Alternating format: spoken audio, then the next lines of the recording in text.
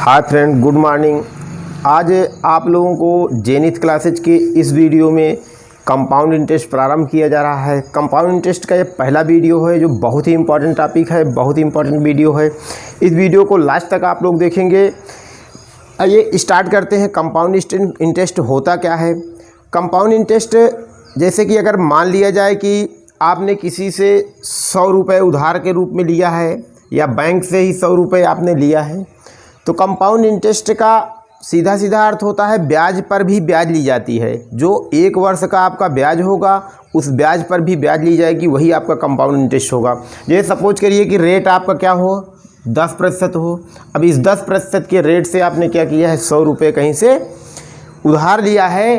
तो अब पहले वर्ष के दौरान इसका 10% जो होगा आपका ब्याज होगा। तो अगर यहाँ पर देखा जाए तो CI क्या हो जाएगा, इस 100 रुपये का 10% देखा जाएगा तो कितना होगा आपका, 10 रुपये हो जाएगा। यानी इस 100 रुपये का 10% अगर आप ऐसे भी निकालना चाहेंगे तो कितना हो जाएगा, ये कट जाएगा, 10 रुपये हो जाएगा। अगर आप वैसे देखना चाहते हैं तो 1 अंक पे डिसमल लगा देंगे तो ये जो बचेगी वैल्यू क्या होती है, 10% ही होती है। तो इस प्रकार से आपने देखा कि इतने का 10% ये कितना हो गया, 10 रुपये हो गया। तो ये जो 1 वर्ष की बात होती है, यानी 1 वर्ष के लिए साधारण ब्याज और चक्रवृद्धि ब्याज आपस में क्या होते हैं, समान होते हैं। तो कभी भी क्वेश्चन पूछे आपसे, कोई भी धनराशि दे दे और कहे आपसे कि 1 वर्ष के लिए साधारण ब्याज और चक्रवृद्धि ब्याज में अंतर ज्ञात कीजिए, तो ये आपको याद रहना चाहिए कि 1 वर्ष के लिए साधारण ब्याज और चक्रवृद्धि ब्याज में अंतर क्या होता है, शून्य होता है, अर्थात कोई भी अंतर नहीं होता है। एक क्वेश्चन इसी को लेकर के परीक्षा में हमेशा बन जाया करता है। तो आइए शुरू करते हैं। तो यानी 1 वर्ष के बाद क्या हो गया आपका, ये 100 रुपये पर 10% की दर से कितना बन गया, 10 रुपये ब्याज हो गया। तो 1 वर्ष के बाद आपका अमाउंट कितना हो गया, 110 रुपये हो गया है। यानी 10 रुपये आपके लिए ब्याज के रूप में बढ़ गए हैं। अब जब दूसरे वर्ष की स्टार्ट होगी और दूसरे वर्ष के लास्ट तक जब गणना की जाएगी ब्याज की, तो आपके चक्रवृद्धि ब्याज में इस 100 रुपये पर गणना नहीं की जाएगी, इस 110 रुपये पर गणना की जाएगी। अर्थात कहना ये चाहते हैं कि ये जो ब्याज इसमें 10 रुपये जुड़ा है, अगले वर्ष में क्या होगा, इस ब्याज पर भी ब्याज लिया जाएगा। अगर साधारण ब्याज होता तो प्रत्येक स्थिति में इसी 100 रुपये पर ही ब्याज मिलता। यही अंतर होता है साधारण ब्याज और चक्रवृद्धि ब्याज में। साधारण ब्याज में क्या होता है कि प्रत्येक वर्ष में उसी मूलधन पर क्या होता है, ब्याज लगता है। और चक्रवृद्धि ब्याज में क्या होता है, प्रत्येक वर्ष की ये जो ब्याज होती है उस ब्याज पर भी ब्याज लगता है। मूलधन पर तो ब्याज लगता ही है, साथ में इसे ब्याज यानी जो प्रत्येक वर्ष का ब्याज जुड़ता जाता है उस ब्याज पर भी ब्याज लगता है। यही आपकी चक्रवृद्धि ब्याज होती है। तो आइए इसके लिए एक फार्मूला देखते हैं। इस फार्मूले का बहुत ही कम यूज होगा, लेकिन फिर भी देख लिया जाए, जान लिया जाए, जो बहुत समय से आप लोग इस्तेमाल करते आ रहे हैं। फार्मूला होता है A बराबर P और 1 + R/100 पावर ऑफ n। ये आपका फार्मूला है। यहाँ पर ये आपका क्या है, मिश्र धन है। ये क्या है, चक्रवृद्धि मिश्र धन है।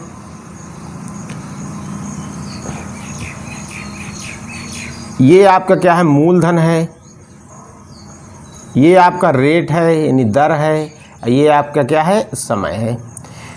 तो ये फार्मूला है जो कुछ स्थानों पर प्रयोग हो सकता है, बाकी फार्मूले की आपको कोई आवश्यकता फिलहाल नहीं है। तो आइए स्टार्ट करते हैं, क्वेश्चन पर चलते हैं और देखते हैं कैसे लगाया जाएगा। पूरी तरीके से कॉन्सेप्ट बेस देखेंगे हम लोग। एक ही फार्मूले पर 99% CI को हम लोग क्या करेंगे, समाप्त कर देंगे। 2 क्वेश्चन स्क्रीन पर आप लोगों के लिए लिखे गए हैं। आइए पहले क्वेश्चन का आरंभ करते हैं। कह रहा है कि 3000 रुपये को 20% चक्रवृद्धि ब्याज की दर से 2 वर्ष में चक्रवृद्धि मिश्र धन ज्ञात कीजिए। क्या कह रहा है कि 3000 रुपये को 20% चक्रवृद्धि ब्याज की दर से 2 वर्ष का चक्रवृद्धि मिश्र धन ज्ञात कीजिए। आइए देखते हैं इस क्वेश्चन को। इस फार्मूले को आप लोग नोट कर लेंगे।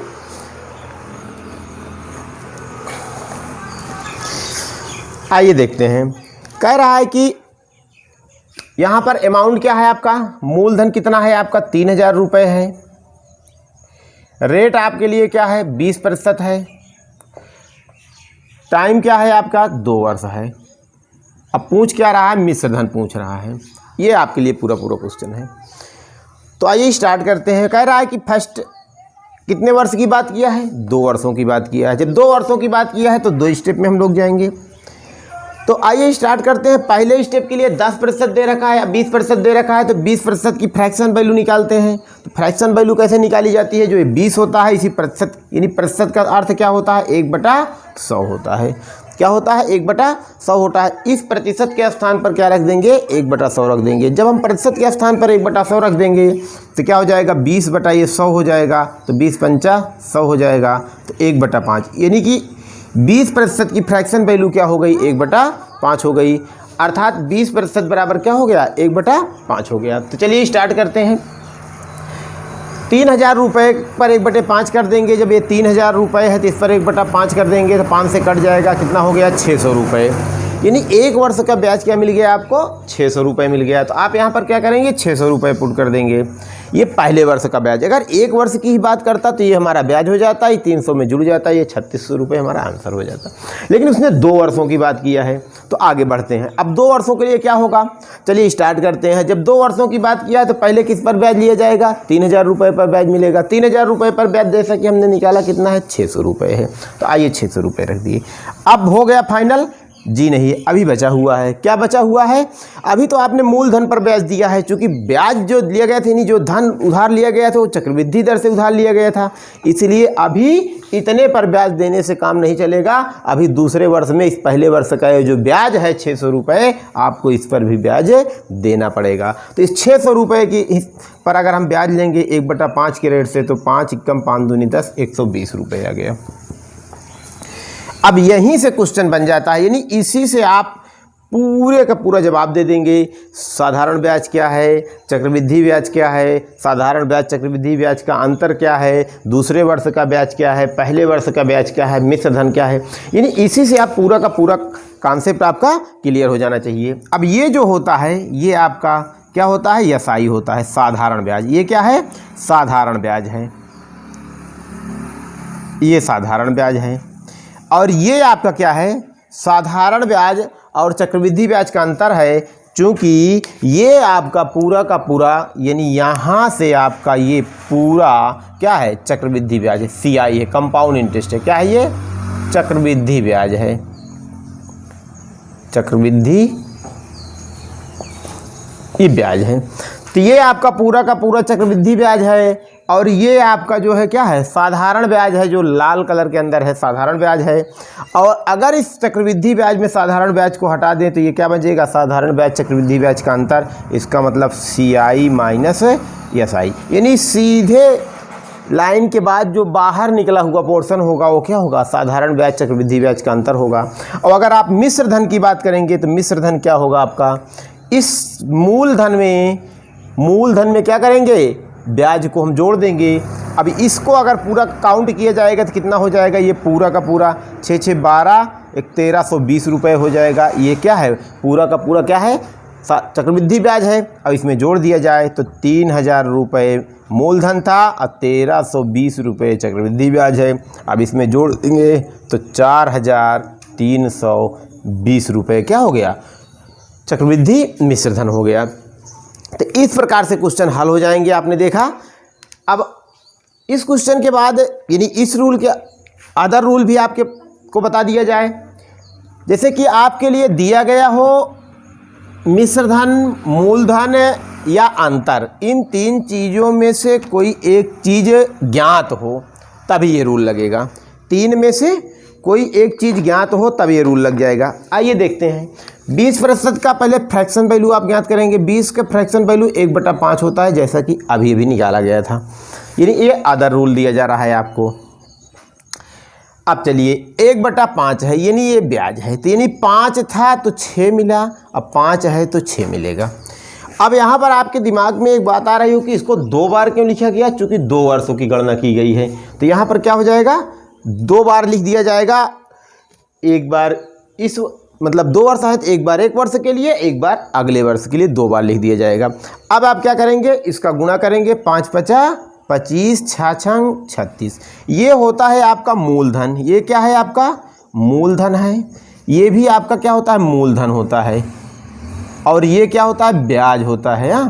तो ये क्या है? मिश्र धन होता है, मिश्र धन हो गया। और इन दोनों का ये जो अंतर होगा वो यानी क्या होगा? ब्याज हो जाएगा। क्या हो जाएगा? ब्याज हो जाएगा, यानी चक्रवृद्धि ब्याज हो जाएगा। इन दोनों का अंतर कितना है आपके पास, 25 5 30 6, यानी 6 5 11। ये क्या है, CI क्या है, चक्रवृद्धि ब्याज, चक्रवृद्धि ब्याज, ये आपके पास चक्रवृद्धि ब्याज है। इतनी बातें क्लियर हो गई। अब यानी कि ये इस प्रमेय यानी इस प्रकार से क्वेश्चन को तभी आप हल कर पाएंगे, यानी इस मेथड से क्वेश्चन को आप तभी हल कर पाएंगे जब इन तीन चीज़ों में कोई एक चीज़ आपको ज्ञात होगी। क्या, मूलधन, मिश्रधन या चक्रवृद्धि ब्याज। यानी इन तीन आंकड़ों में से कोई एक फैक्ट आंकड़ा आपको जब ज्ञात होगा तभी आप क्या करेंगे, इस प्रमेय का प्रयोग कर पाएंगे। इसके अदर कुछ दिया होगा तब आप इस प्रमेय का प्रयोग नहीं कर पाएंगे। तो आइए स्टार्ट किया जाए क्वेश्चन को। ये आपके पास दिया क्या है, मूलधन दे रखा है। यहाँ पर मूलधन आपके पास मौजूद है यूनिट में, यानी जो वैल्यू क्वेश्चन के अंदर दी गई होगी उस वैल्यू को इन तीनों में से जो होगा उसी के बराबर। अगर मूलधन दिया है तो मूलधन के बराबर करेंगे, मिश्रधन दिया है तो मिश्रधन के बराबर करेंगे, ब्याज दिया है तो ब्याज के बराबर करेंगे। दिया क्या है क्वेश्चन में, 3000 रुपये दे रखा है, क्या है, मूलधन है। यहाँ पर मूलधन क्या है, 25 यूनिट है। तो आइए स्टार्ट करते हैं। तो 25 यूनिट बराबर कितना दे रखा है आपका, 3000 रुपये। 25 यूनिट बराबर 3000 रुपये। तो इसको काट देंगे, 25 एकम 25 बचा कितना आपके पास, 5 25 दूना 50। तो एक यूनिट बराबर कितना मिल गया आपको, 120 रुपये। ये रुपये था, ये यूनिट का रुपये में कॉम्बिनेशन है। अब एक यूनिट बराबर इतना पा गए। अब आपको निकालना क्या है, मिश्रधन। तो मिश्रधन कितना है आपका, 36 यूनिट। 36 यूनिट बराबर निकाल लेंगे, 36 यूनिट बराबर थे 120 गुणता 36। जब 120 का 36 से गुणा करेंगे, देखिए 12 छंग 72, हासिल कितना आपके पास बचा, 2 बच गया। अब बरतियाँ 36 और 36 कितना बन जाएगा, 3 और 3 का 4। ये आपका आंसर हो जाएगा। तो इस प्रकार से भी आप क्वेश्चन को पूर्णतः हल कर सकते हैं। अगर ब्याज पूछा होता तो 11 यूनिट बराबर निकाल देते, लेकिन अगर इसके बीच की कोई वैल्यू पूछ लेता तब आपके लिए समस्या हो जाती। इसे पूछ लेता साधारण ब्याज चक्रवृद्धि ब्याज का अंतर या कुछ ऐसा पूछता, तब इस मेथड से का क्वेश्चन हल नहीं हो पाता, तब वही मेथड आपको लगाना पड़ता। बेसिक मेथड जो आपके पास है, A बराबर P1 + R/100 power of n से भी ये क्वेश्चन हल हो जाएगा। चलिए अगले क्वेश्चन की ओर बढ़ते हैं हम लोग।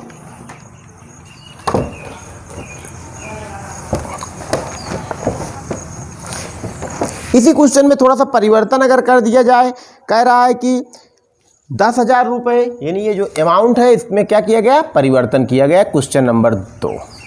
और वो कह रहा है कि 10,000 रुपये का, और ये 10% ब्याज की दर से, कितने %, 10% ब्याज की दर से 3 वर्ष के लिए चक्रवृद्धि ब्याज ज्ञात कीजिए। क्या ज्ञात कीजिए, चक्रवृद्धि ब्याज ज्ञात कीजिए। अब देखिए क्वेश्चन नंबर 2, 10,000 रुपये दे रखा है। आप अमाउंट स्टार्ट करते हैं फर्स्ट, और ये देखिए P बराबर जितना दिया है 10,000 रुपये दे रखा है, और रेट आपके पास क्या है, 10% है।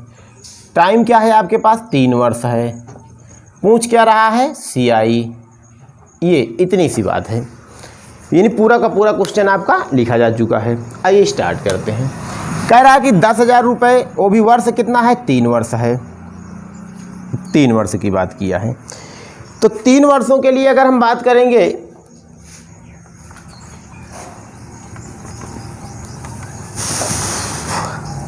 चलिए 10% की फ्रैक्शन वैल्यू क्या होगी आपके लिए, 10% की फ्रैक्शन वैल्यू क्या होगी, 1/10 होगी। इसको आप निकाल सकते हैं। 10% था, प्रतिशत के स्थान पे 1/100 रखेंगे, 0 0 कट जाएगा, 1/10 हो जाएगा। ऐसे आप इसका कैलकुलेशन कर सकते हैं। फिलहाल 10 मिल गया आपका। चलिए शुरू करते हैं।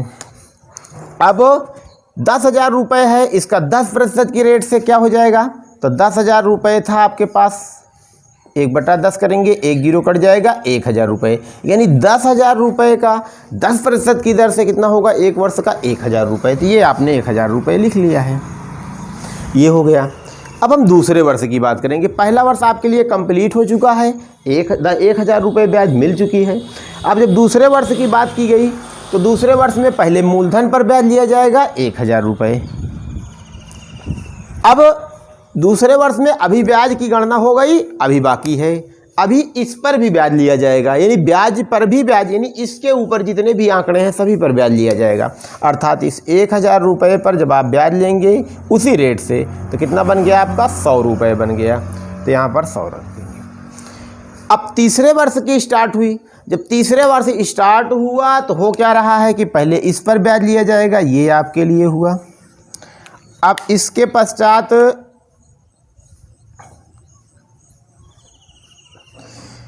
अभी इस पर ब्याज हो गया, अभी इस 1000 पर ब्याज लेना है तो 1000 का ब्याज ये आपने निकाला है, 100 रुपये हुआ।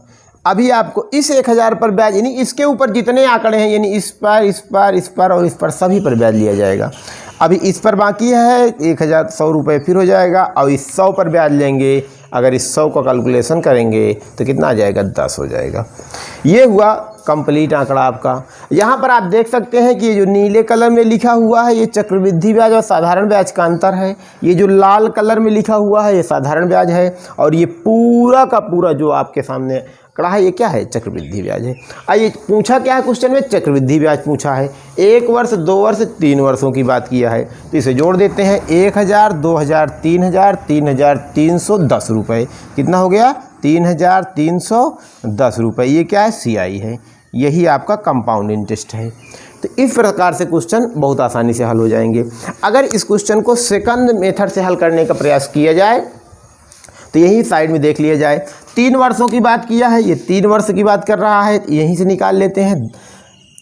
सेकंड मेथड कह रहा है कि R बराबर 1/10 है, फ्रैक्शन वैल्यू। आइए स्टार्ट करते हैं। यहाँ पर दिया है क्या, मूलधन दे रखा है, कितना होगा, 10 होगा, तो ये मिलाकर कितना बनेगा, 11 हो जाएगा। 3 बार इसलिए लिखा जा रहा है चूँकि ये 3 वर्षों की बात किया है। तो ये कितना हो जाएगा, 1000 हो जाएगा, ये 1331 हो जाएगा। इन दोनों का अंतर कितना होगा, 3, 3, 1 हो जाएगा। चलिए क्वेश्चन में दे क्या रखा है, क्वेश्चन में दिया है मूलधन, ये भी आपके पास क्या है, मूलधन है। तो मूलधन क्या दिया है, 1000 यूनिट बराबर कितना, 10,000 रुपये। ये आपका 3 जीरो कैंसिल आउट हो जाएगा, 1 यूनिट बराबर 10 रुपये।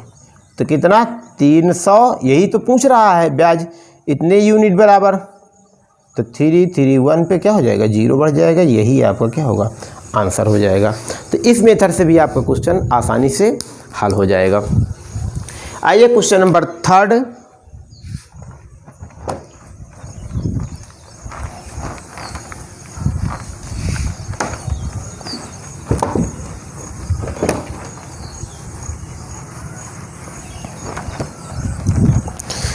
क्वेश्चन नंबर 3 कह रहा है, वह धन ज्ञात कीजिए जिस पर 16.3% की दर से 2 वर्ष में मिश्र धन कितना हो जाएगा, 1470 हो जाएगा, 1470 हो जाएगा। अब यहाँ पर देखा जाए तो रेट दे रखा है 16/2/3। तो इस 16/2/3 का फ्रैक्शन वैल्यू आप निकाल लेंगे तो कितना हो जाएगा, 16/2/3 की फ्रैक्शन वैल्यू जो होती है वो क्या होती है, 1/6 होती है। इसको आप निकाल सकते हैं, 16 48 2 50, 50/3 का 1/100 करेंगे, 50 दूना 100, 1/6 बन जाएगा। यानी इस प्रकार से आप कैलकुलेट कर सकते हैं।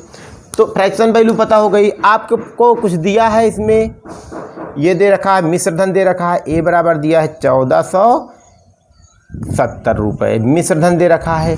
टाइम आपके पास मौजूद है, कितने वर्ष की बात किया है, 2 वर्ष की बात किया है। रेट आपको पता ही है। चलिए स्टार्ट करते हैं। तो ऐसे क्वेश्चन को हल करने के लिए क्या किया जाए, जब आपके पास मूलधन मौजूद ना हो, क्या ना मौजूद हो, मूलधन। तो मूलधन जब आपको नहीं पता है तो इसी को मूलधन बना लिया जाता है, क्योंकि ये भी तो यूनिट में मूलधन ही होता है। नीचे वाला मूलधन होता है, ऊपर वाला क्या होता है, ब्याज होता है। तो आइए स्टार्ट करते हैं। 2 वर्षों की बात किया है, 2 वर्षों की बात, तो यहाँ पर मूलधन आप निकालेंगे। 2 वर्षों की बात किया है तो 2 यानी 1/6 गुणता 6 हो जाएगा। 2 वर्षों तो 6 × 6 हो जाएगा। अगर 3 वर्षों की बात करता तो 6 × 6 × 6 3 बार हो जाता।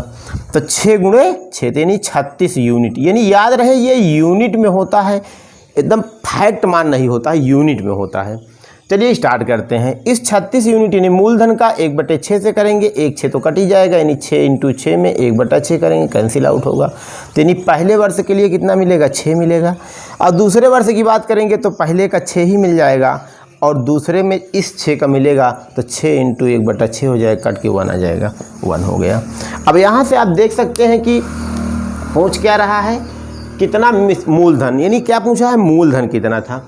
अब यहाँ पर मूलधन दिया क्या है, मिश्र धन, तो यहाँ से मिश्र धन आप काउंट करेंगे तो 6 × 6 = 12, 1 13, यानी ये कंप्लीट आंकड़ा कितना हुआ आपके पास, 13 हो गया। तो 13 ये हो गया, ब्याज हो गया, और प्लस 1470 ये आपके पास पहले से मौजूद था। तो इस 1470 में से अगर इतना घटा देंगे, यानी क्या घटा देंगे, इस 1470 क्या है, टोटल अमाउंट है, और इसमें से अगर इस ब्याज को निकाल देंगे तो क्या मिल जाएगा, आपका मूलधन मिल जाएगा। लेकिन अगर इसके साथ में इसको जोड़ देंगे, यानी कि मूलधन जो मिलेगा वो अब इसके साथ में ये जो मूलधन दे रखा है कितना है, 36 यूनिट दे रखा है। तो आइए स्टार्ट करते हैं क्वेश्चन को, आगे की ओर बढ़ते हैं लेकर के।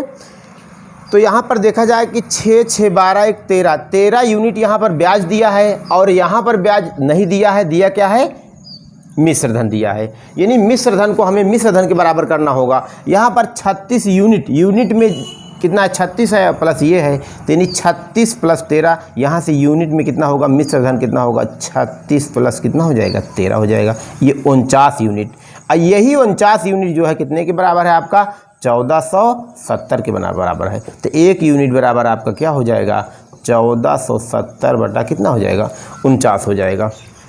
अब देखा जाए 4 × 3 = 12, 9 × 3 = 27 कितना हो जाएगा, 3 बार हो गया। 1 यूनिट बराबर 30 रुपये, ये रुपए में है। जब 1 यूनिट बराबर 30 रुपये आपको यहाँ से मिल चुका है, आपको चाहिए क्या, 36 यूनिट। तो 36 यूनिट मतलब मूलधन चाहिए, तो 36 यूनिट बराबर 30 × 36 कितना हो जाएगा, 0, और 3 × 6 = 18, और 3 × 3 = 9, 1 10, यानी इतना, यानी मूलधन इतना रुपये था, 10,080 रुपये था। तो 2 वर्षों में इस ब्याज की दर से कितना हो गया, 1470 रुपये हो गया। तो इस प्रकार से क्वेश्चन आपके क्या होंगे, हल हो जाएंगे। आइए अदर रूल से इसको देख लिया जाए, इसी क्वेश्चन को, क्योंकि कुछ वैल्यू तो आपको दी गई है।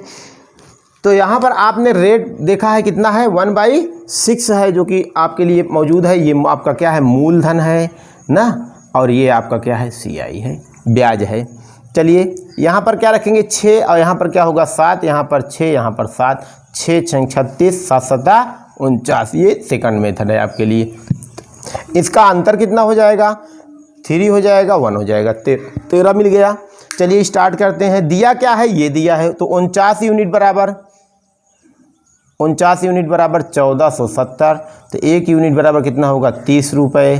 तो 1 यूनिट जब आपको पता हो गया है तो कितना यूनिट चाहिए, 36 यूनिट बराबर, तो 36 यूनिट बराबर कितना होगा, 30 × 36 बराबर कितना होगा, 1080 रुपये।